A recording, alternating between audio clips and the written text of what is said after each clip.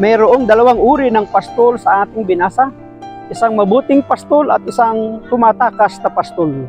At ito ay tumutukoy sa bayarang pastol na kapag nanganganib ang mga tupa, imbis na malasakitan, imbis na ipagtanggol at pangalagaan, imbis na itaboy ang mga lumalapas sa mga tupa, siya ang umaalis, siya ang lumalayas at hinahayaan niyang lapain ang mga tupa, palibhas ay hindi siya ang nagmamay-ari nito.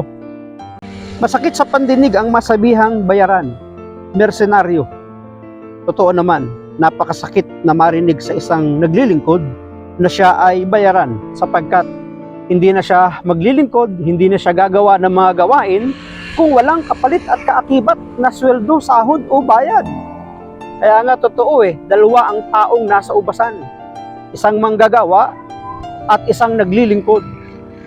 Isang nagtatrabaho at isang naglilingkod.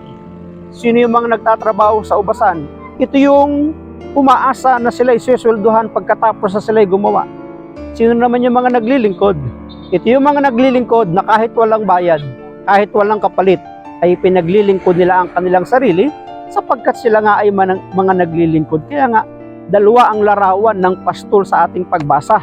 Pastol na mabuti, na walang iba kundi ang ating Panginoon. Pastol na bayaran na kapag nanganganib na ang kanyang buhay, siya ay tatakas at pababayaan na lang ang kanyang mga kawan.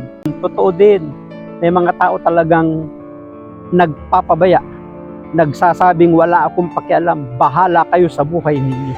Pero si Jesus hindi, sapagkat ang kanyang buhay, ang kanyang sarili ay inialay niya para maligtas ang mga tupa na inilagay ng Diyos sa kanyang balikat.